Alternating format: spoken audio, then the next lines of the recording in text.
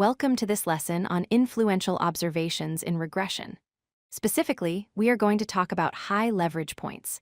When we build regression models, we often assume that all data points contribute equally to the line. However, some points have a much stronger voice than others. Today, we will understand what these points are, why they matter, and how they can drastically change your model's slope. First, let's quickly recap what we are trying to do with simple linear regression. Our goal is to find the best fitting line through a cloud of data points. We typically do this by minimizing the sum of the squared vertical distances between the points and the line. These vertical distances are called residuals. The line is defined by an intercept, beta 0, and a slope, beta 1. The slope tells us how steep the line is. Usually, we assume points are randomly scattered around this line. Not all unusual data points are the same. We generally categorize them into two types based on their position. First, we have outliers. An outlier is a point that is unusual in the y direction. It stands apart from the trend vertically. Second, and this is our focus today, we have high leverage points. These are points that are unusual in the x direction. They sit far away from the rest of the data horizontally, regardless of where they are vertically. So, what exactly is leverage? In statistics, leverage measures how far an observation's predictor value, or x value, is from the mean of all the x values. It is often denoted by the symbol h, subscript I. The key thing to remember is that leverage depends only on the predictors. It does not care about the response value, why if a point has an extreme x value compared to the others, it has high leverage. Let's visualize this. On the screen, you see a cluster of green points.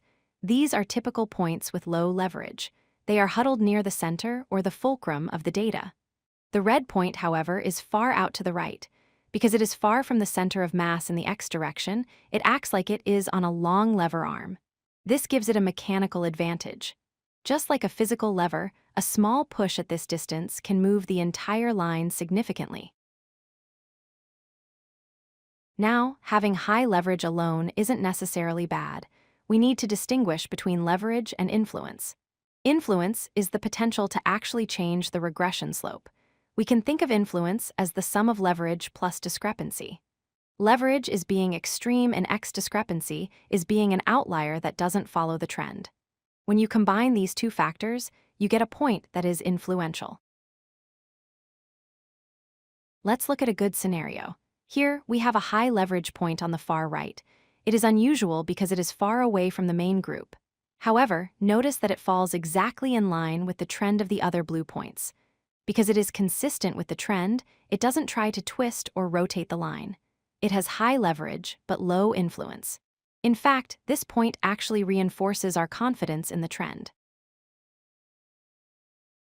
Now compare that to this bad scenario. We have a point that is far to the right, so it has high leverage. But its y value is much lower than the trend suggests. It has a large discrepancy. Because it is far out on the lever arm, it pulls the regression line down towards itself powerfully. The gray dashed line shows where the trend should be. The solid red line shows what the model actually calculates. This single point has completely ruined the slope. Visual inspection is great, but we need a way to measure this mathematically. The most common metric is called Cook's distance, or d subscript I. Cook's distance calculates how much the entire model changes if we were to delete that one observation. If deleting the point changes the predicted values for everyone else significantly, the point has high influence. A common rule of thumb is that if Cook's distance is greater than 1, the point is highly influential and needs attention. Why does this matter? If you ignore influential points, your model can be completely misleading. You might report a strong positive relationship where none exists, or miss a real relationship because one point hit it. This leads to poor predictions for future data and invalid statistical tests. In the example shown, a single bad point could make a terrible model look like it has a high r-squared value, or vice versa. To summarize, leverage measures how extreme a point is in the x direction. Influence happens when a high leverage point also breaks the trend. These influential points pull the regression line towards them, distorting reality. Always use metrics like Cook's distance to check your data, and always plot your data to catch these issues early. Thank you for watching. If you like this video, hit that like button and don't forget to subscribe. Visit codelucky.com for more such useful content.